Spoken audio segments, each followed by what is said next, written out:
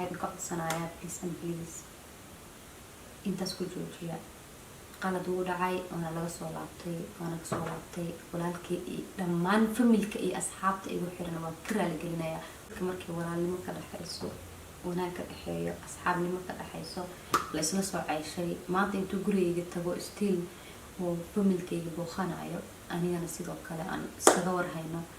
xiriirkaas oo kale si easy ah kuma baaqayo haddaan soo fogaadan inaan isku xisno aan sii jeclaano iska warhayno moogigi horta in la kala go-o ma noqonayso ilaahay baan ka magan galnay taas assalaamu calaykum waraxmatullaahi wabarakaatu asxaabta qaaliga soo dhawaada meel walba joogtaan channelka daawanaysiin waa Maarish Beauty Channel anigana waa Maarish waa maskiinta yareyd haddaan ugu cusub tahay welcome haddaan noo joogtana soo dhawo mar labaad wax ka codsanayna inaad subscribe noo saarto channelka muuqaalka haddaad ka heshidna like noo saar muuqaalkan waxaan u talagalay inaan uga hadlo horta arrimo badan waxaa jiray ilaa shalay ilaa xalay ilaa maanta la isla dhex marayo jiray oo naga dhex dhacay aniga walaalkay Jack horta xalayto dad yar oo aad u yar baa nala joogay markii arrintaasi dhacaysay oo adiga ilaa iyo 2,300 oo qof aan ka badnayn laakiin muuqaalkii markii la jarjaray meelo badan la geeyay dad badan arkeen oo si dhowr boqol ku daawatay siyaabo kala duwan loo fasirtay ama siyaabo kala duwan loo arkay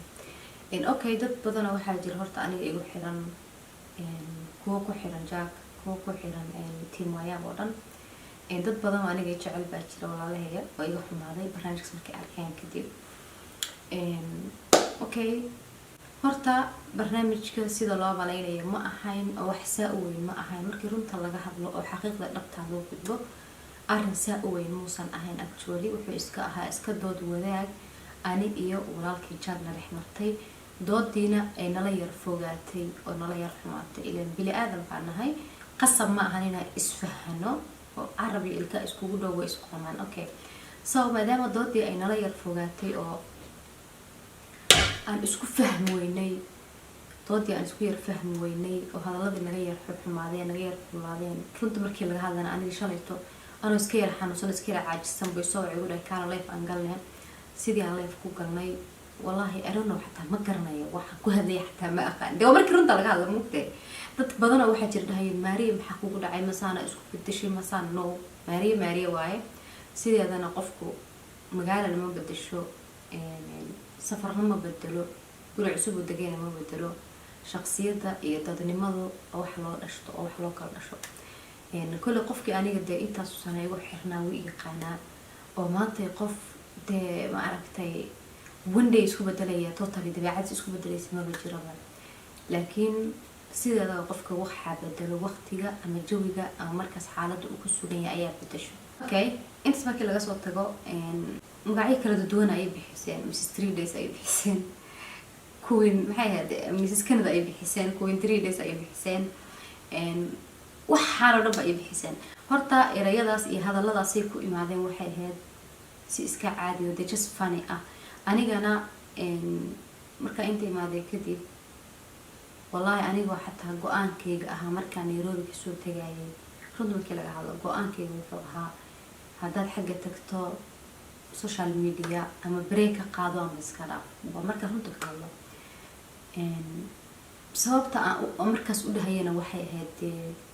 waan ogahay social media waxa lagu jiro waa iska waqti yar Nairobi markaan joogay arrimo kala duwan baan ugu jiray oo adiga waa dareemi kartaan okay marka inta imaaday marka anigoo lacagta aan ka sameeyay social media ka badan inta ka sameyn karo baa haddana waxa isiri maadaama inta aad cusub tahay waqtiga in asxaabtaada uga faa'iideey waqti la qaado de inta soo kuna qof 400 qof dad easily ha uga tagin ee iga ahaydta aan muuqaalada ku soo doobay aan jeclaan aad ku sii joogo aan mar walba adinkana ay leeyihiin soo update gareeya muuqaal noo soo doob in okay marka social media horta iska dib badan yahay in qofka bini aadanka sidiisana perfect ma aha oo yani anytime perfect ma noqon kartid in iska da adigoo de ma aragtay in ummadii nabi maxamed عليه الصلاة والسلام mararka qaar intuu khalad ka dhaco ba aayad quraan inta lagu soo dajiyay waxay lagu canaanay wallahi maxaa u sameysay maxamed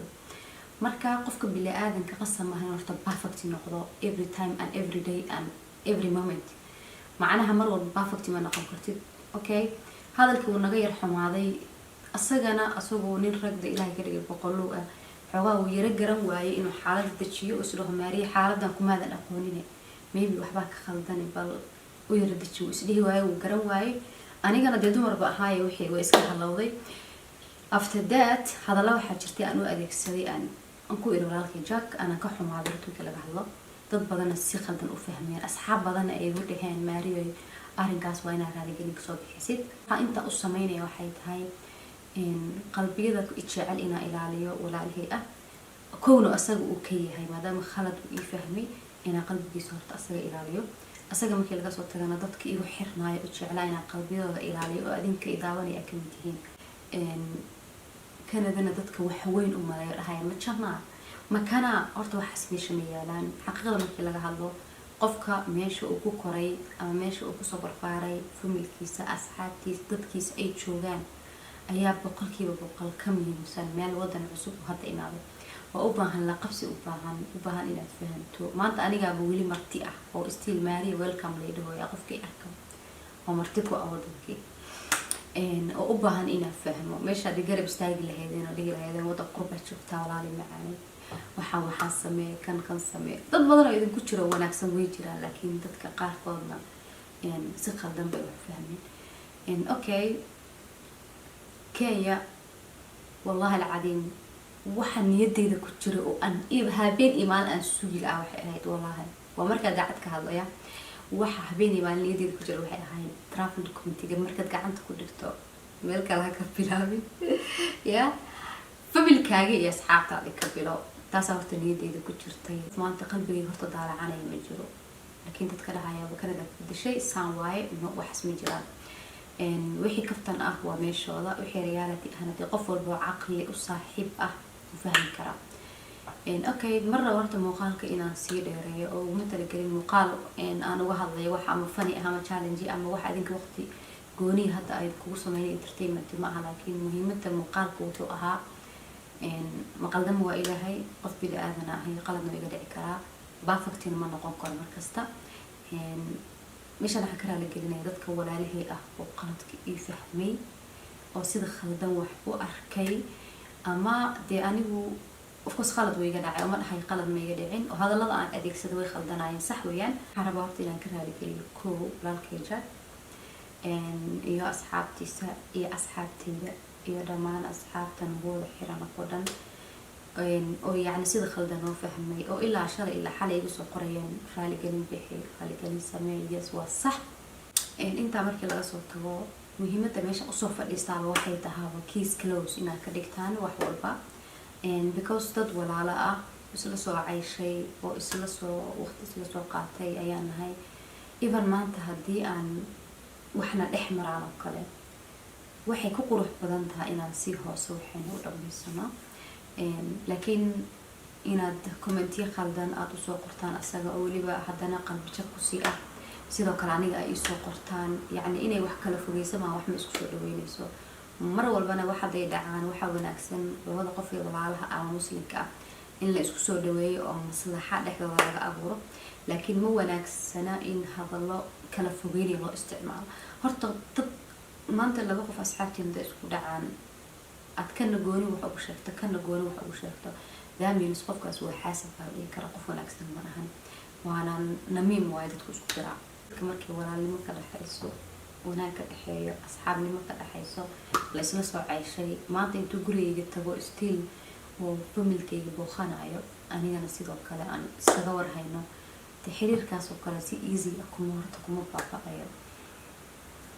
haddaan soo fogaadan inaan isku xisno aan si jeclaano iska warhayno moogigi horta in la kala go'o ma noqonayso ilaahay baan ka magan kala taas insha Allah khayr bay noqonaysaa muuqaalkan mar inaan ku sii dheeraado waxaan ka codsanayaa please intaas ku joojiya qalad uu dhacay oo laga soo laabtay walaalkii dhammaan familka iyo asxaabta igu xiran waa ka raali gelinayaa waana ku soo celin markaad muuqaalkan mar inaan ku dheeraado intaas ku soo koobaya aad iyo aad u mahadsantihiin thank you so much muuqaalka hadda ka heshay like subscribe everything commentiga ka positive kan insha Allah hoos noogu reeb peace and love